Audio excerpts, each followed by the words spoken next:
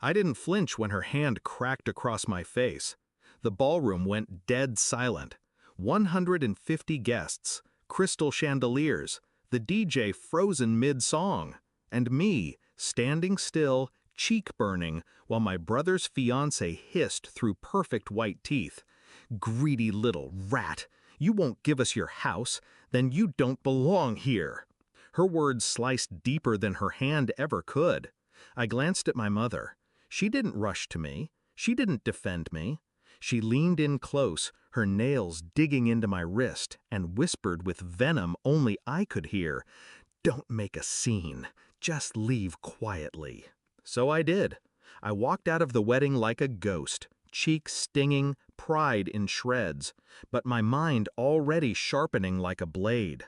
I had been their safety net for years, the dependable one, the one who worked late, paid bills on time, bought groceries when the fridge was bare.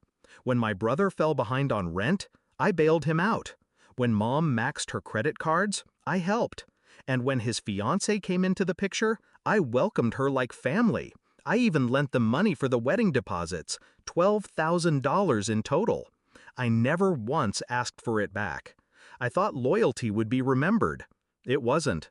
The betrayal didn't start with the slap. That was just the performance. The real betrayal was in the weeks leading up to it.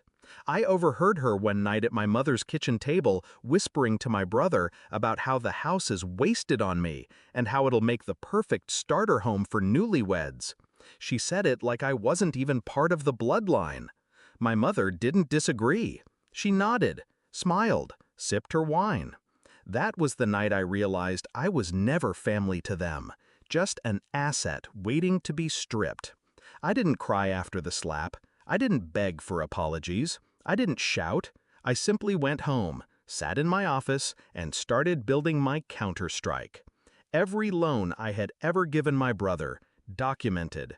Every payment I had ever made on Mom's behalf, recorded. Every text where they acknowledged debt, archived. I moved with precision, not emotion.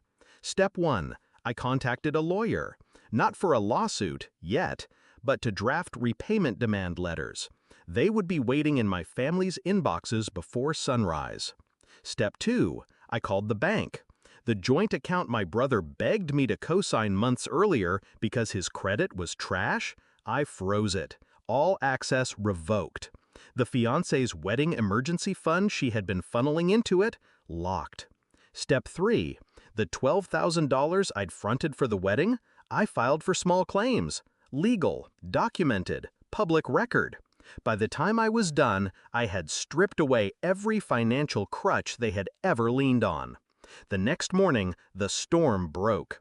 Mom called first. Her voice trembled, not with concern for me, but with rage. "How could you do this to your own brother? His accounts are frozen."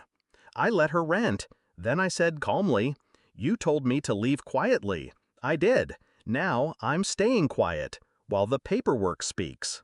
Click. Then my brother's texts began flooding in. "Are you insane? They're threatening to cancel our honeymoon flights.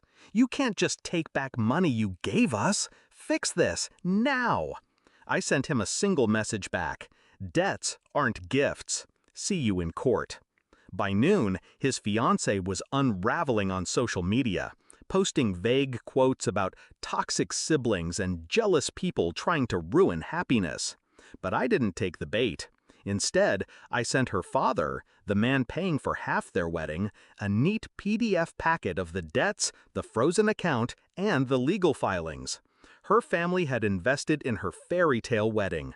Now they knew she had built it on stolen foundations. That evening, my doorbell rang.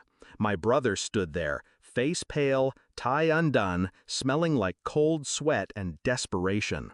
"You're going to destroy us," he whispered. "No," I said evenly. "I'm going to let you destroy yourselves. I'm just cutting the safety net." He swallowed hard, like he wanted to argue, but he couldn't. He knew. Every dollar, every receipt, every message was against him. For the first time in years, I saw fear in his eyes. Not of losing me, but of facing life without me. Within a week, the fallout spread. Their honeymoon was canceled, vendors demanded new deposits, creditors started circling, word leaked through the family grapevine, and suddenly whispers about how could they treat their own blood like that replaced the applause they had once basked in. And me? I stayed silent. I didn't need to shout my side of the story. The documents did it for me. Justice doesn't always come with noise. Sometimes it's quiet, surgical, precise. That slap was meant to humiliate me, to reduce me to nothing in front of a crowd. But instead, it stripped away the mask they wore. They wanted my house. They wanted my silence. They wanted me obedient.